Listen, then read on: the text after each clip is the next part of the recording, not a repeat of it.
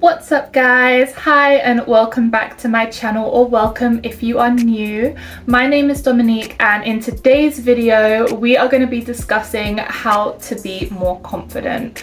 Now firstly, I just want to address that I obviously haven't posted a video in a while. Life has just been trying me just that little bit too much. I had to finish uni, I had a lot of personal things as well going on at that time, so I've been off uni for a few weeks now and I've just been honestly getting my personal life together, like getting my shit together, you know, just dealing with a few things. But we are back and this video was actually requested by a subscriber. They asked me, can you do a video about being a confident person? And it kind of took me by surprise because I have never been known as the confident person, so I was both flattered and confused when they asked me to do this. If you don't know, you might be sitting there thinking, you know, Dominique, what qualifies you to be telling people how to be more confident? Let me tell you, okay, in school, like high school, secondary school, whatever you want to call it, and even primary school, I was the shy girl. I was never, you know, I didn't speak at all. Back then the word anxiety wasn't really a thing. It was more like you're either a confident person or you're a shy person. I was like in the corner, invisible, like such a sad story. If you want to hear about my sad high school story, like let me know, we can both, you know, trauma bond together or something, I don't know. But yeah, and I actually only started talking to people when it came to college. And even then, people would get up on my course. I was on dance course, and you know how performing arts students are. They would get up and dance and stuff, and I had so much what I didn't know was anxiety and so much fear of what people would think of me and so much fear of just letting go and being myself that I wouldn't participate in things like that. I started to talk to people very slowly, but I actually had to learn by myself how to talk to people and learn how to have confidence. So without further ado, this is not about me, this is about you. I'm just giving you a background of, you know, what qualifies me to, you know, teach all of this, but honestly I had to learn it all by myself. So without further ado, I'm going to give you 5 tips that helped me. I could go on and on, but here are the 5 tips that helped me gain more confidence. Let's go. The first one is a controversial one, but honestly it really works. You have to fake it till you make it. Being confident doesn't just come out of nowhere. You don't just go to bed one day, you're shy, and then you wake up the next day and you're confident. It doesn't work that way. You really have to practice it. And to practice it, you have to fake it. You have to go and put yourself out there. You have to go and talk to people. You have to almost become this alter ego version of yourself. And you have to become that person who goes out and speaks to people. You have to radiate this confidence about you, this certainty in who you are.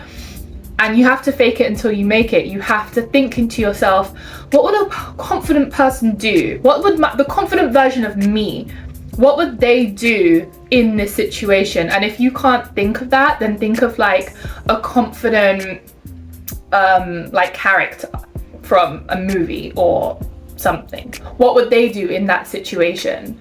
And you have to kind of live and fake that until one day you'll wake up and you won't have to think about it so much. It will just be something that you naturally do and you become that person, but it doesn't happen overnight. I think a lot of people think that that's how it happens, or you're just born confident and then, you know, you're either born confident or you're born shy and you're like that for the rest of your life. No, you actually really have to fake it until you make it. So that is tip number 1. Tip number 2 is body language. I think there was a study done somewhere that it's something like 80% of all language is non-verbal, and that's all to do with body language. So if I'm trying to radiate confident energy, let's say I'm going into a job interview or I'm going to work and I'm behind the bar and I'm serving people, I'm not going to be slouching like this, or like not making eye contact like that, or like on my phone like this, or fidgeting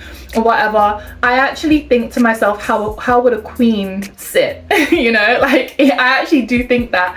You have to think shoulders back, chest up, even the way you move your eyes. I kind of move my eyes and then my head. It kind of radiates this regalness about you, this kind of certainty, this, not like you're looking down on people, but more just how you move through the space. Are you kind of like, you know, apologetically walking, or are you walking somewhere, you know, unapologetically? That says a lot about you as well. Someone's looking at you from across the room. The way that you walk into a room says a lot about you. So you really have to think about your body image. You can try and say the most positive things that you think you should say, but if your body language is, you know, timid and apologetic and afraid, that's what's going to radiate. So remember, shoulders back, sit up nice and straight. Even when I'm in a situation where I'm not feeling comfortable, I try and assert myself as if I'm in control. I'm, you know, reading the room. I'm confident. I'm sure of who I am. And we're just radiating confident queen energy over here. So let's move on to tip number 3. Tip number 3 is to be kind. We all grew up with the Regina George and Mean Girls, and you know, these Mean Girls, this Sharpay Evans kind of character where she's confident but she's mean. In real life, the confident girls, the true confident girls, don't feel the need to put other people down to make themselves look better. Real confident girls go around and will real confident girls will go and compliment, oh my god, why can't I say that? Real confident girls will go and compliment another girl's outfit because they know that adding to her shine doesn't take anything away from theirs. I'm forever trying to compliment people, and honest compliments, not like, you know, fake compliments just to say, oh, I complimented something. Honestly, if you see someone in public and you think they look pretty, tell them you think they look pretty. If you see someone who you like their shoes and you know, you really do like their shoes, then tell them that you like their shoes. You never know, it could be a bold choice for them to wear those shoes, but you telling them that you like them could make their day. It also radiates that you're a confident person. It radiates that you know, have an inviting energy about you, which we will get to in a second.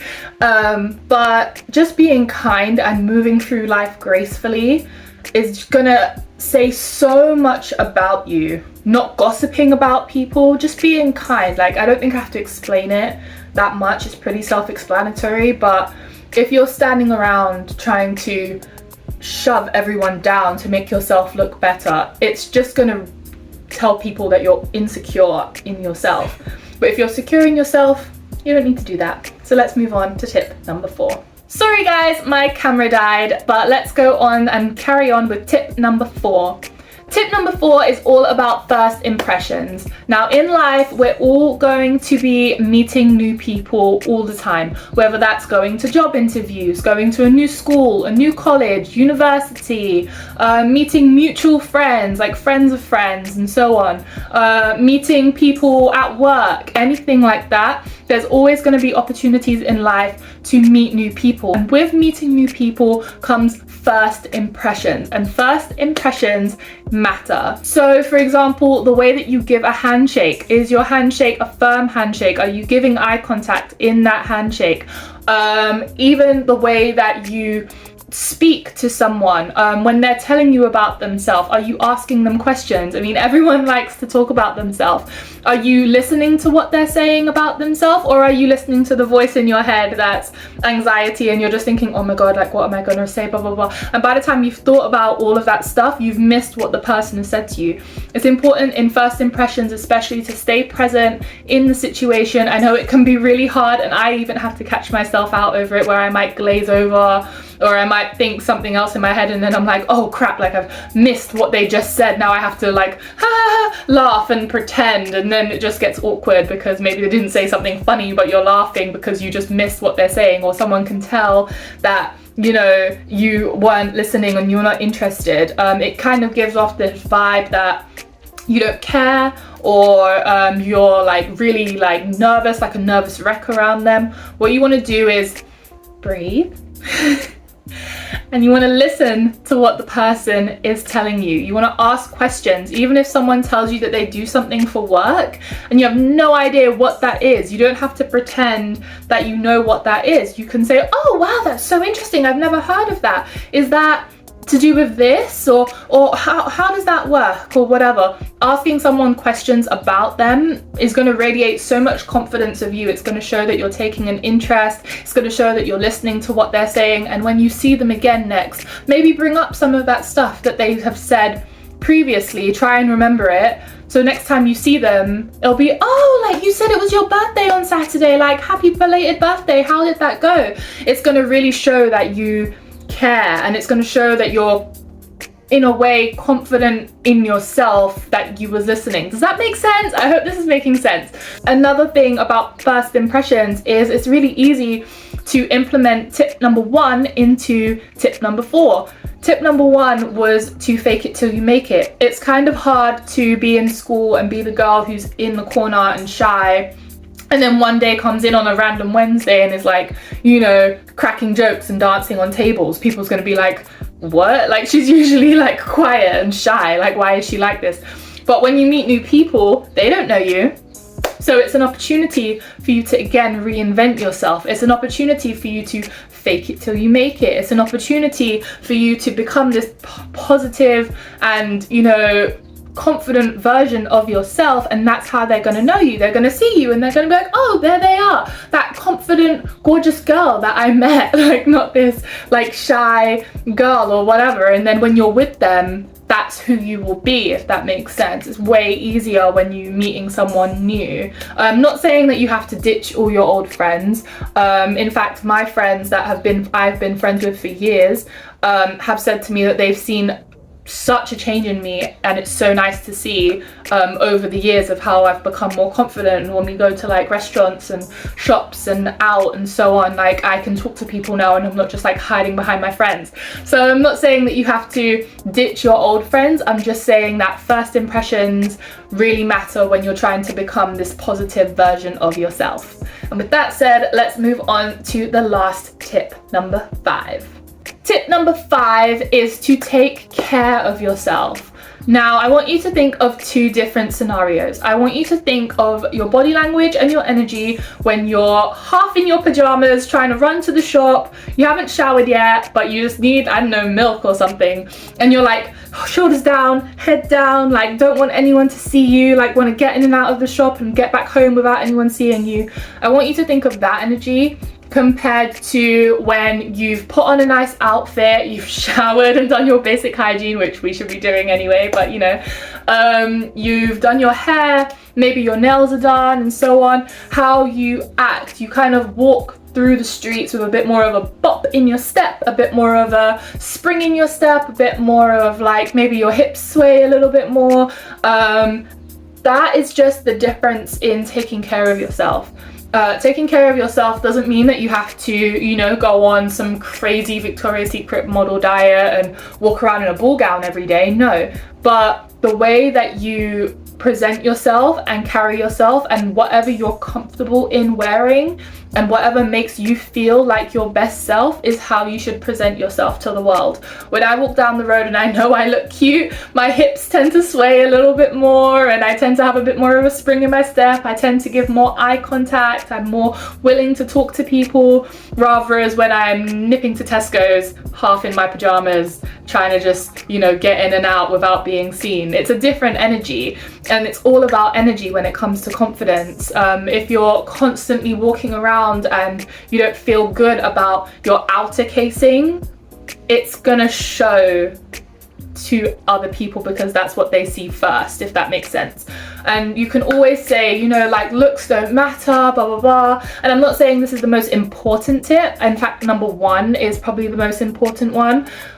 But I'm not ever gonna sit here and tell you that looks and the way that you look to other people doesn't matter either, because that's the first thing that they see, and also that's what you are showing the world that you are, if that makes sense. It's all about what you feel comfortable in and how you present yourself, if that makes sense. It's gonna make a big difference, trust me. Just think about it, tell me I'm wrong.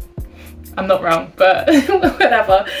And that is my last tip. Thank you so much for watching this video. Please don't forget to hit like, comment and subscribe. We are trying to make it to 100 subscribers by the end of the year. I cannot believe how many more of you have subscribed just in this short period of me coming back to YouTube. I really appreciate it. I can't tell you how much.